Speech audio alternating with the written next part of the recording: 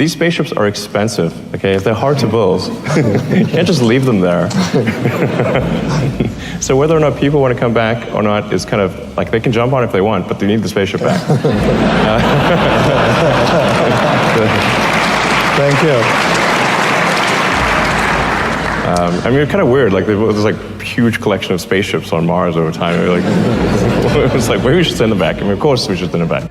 One of the most difficult choices I've ever faced in life was in 2008. I think I had maybe $30 million left, or $30 or $40 million left in 2008. And I had two choices. I could put it all into one company, and then the other company would definitely die, or split it between the two companies.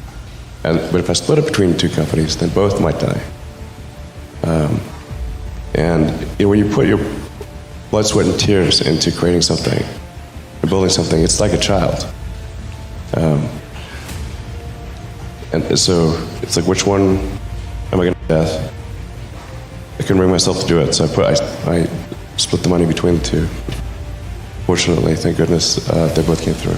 I've heard people say, listen, he's an out-of-the-box thinker, he's a businessman, he's an entrepreneur, but people that know you say... Really a businessman, I wouldn't say.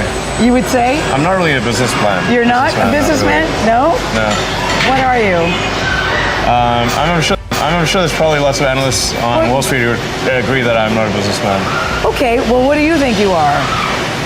I'm an engineer. An engineer? Yeah. Is it your dream to conquer the world and make the world a better place? What is your dream? Like, technology is like magic, you know? I think like technology is the closest thing to magic that we have in the real world.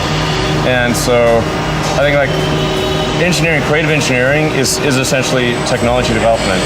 I guess maybe when I was a kid, like Lord of the Rings is my favorite book. Is it? Yeah, and I thought it'd be like, what's the closest thing to being a wizard in the real world? And that's like creating new technologies. What was your biggest failure, and how did it change you?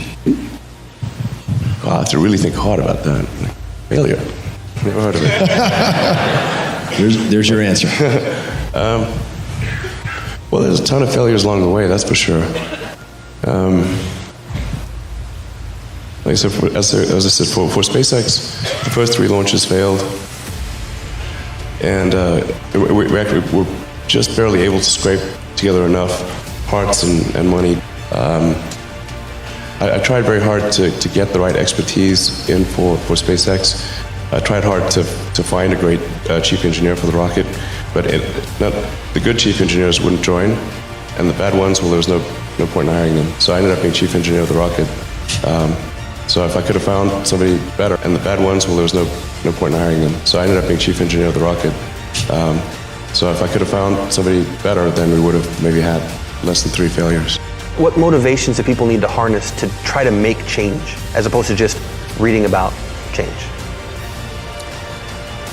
And that's not supposed to be an easy question. I don't think like, it's this. Well, like I said, I think if you study engineering and you figure out how to design new things, then it's relatively easy to start a company.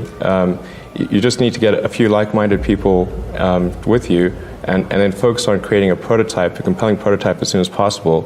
And then, there's a strong venture capital industry in this country that will give you funding to take things to the next level, and that's all there is to it. And you might, if you try it a few times, you may or may not succeed. But I think sometimes people fear starting a company too much. They have to say, really, what's the worst that could go wrong? You're not going to starve to death. You're not going to die of exposure. What's the worst that could go wrong? How do you come with this idea, actually? Sometimes they're pushing the human limit. You are always pushing the human limit.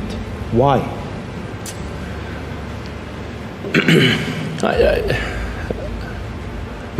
I think about what technology solution is necessary in order to achieve the particular goal, and then try to make as much progress in that direction. Being a multi-planet species and being out there among the stars is important for the long-term survival of humanity, and that's one reason, kind of like life insurance for life collectively, life as we know it.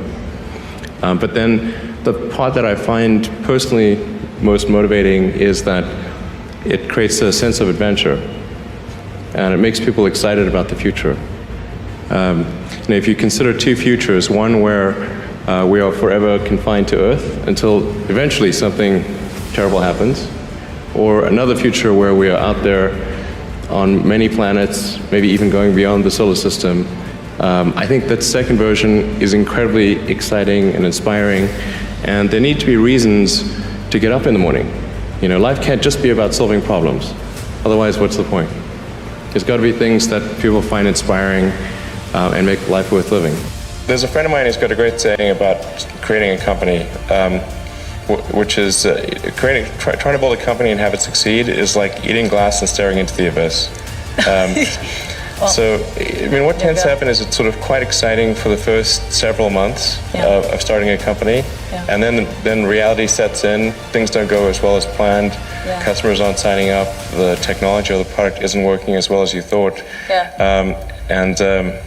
And then that can sometimes be compounded by a recession, and it can be very, very painful for several years. So I think, frankly, starting a company, I would advise people to have a high pain tolerance. When it occurred to you that Zip2 might be a success? Well, when we first started out, I think our ambitions were really quite low. It was really to make enough money to pay the rent. We got a VC give us money. That was... Yay! We thought it was all over then. Yeah, it was pretty crazy. When we started out at 95, we literally, at the beginning, we had one computer, which would be the web server during the day, and then at night, I'd program on it. And we'd sleep in the office. Yeah, we couldn't afford to have an apartment. It was cheaper to rent the office than to rent an apartment, so we just rented the office and stepped in the office and showered at the YMCA. Showered at the YMCA. And for me, the worst part was eating at Jack in the Box 3 times a day. Yeah, man, this like it's really difficult to get food at Palo Alto after like 10 p.m. It's like Jack in the Box and a few other options. So we rotated through the Jack in the Box menu. Through the end of 95, that's essentially we're just sleeping in the office and showering at the YMCA. And then around the end of 95 is when Netscape went public. And then whether or not somebody knew what the internet was, they knew that you could make money on the internet somehow, or even if it's only on the greater fool theory. So when we went and talked to venture capitalists in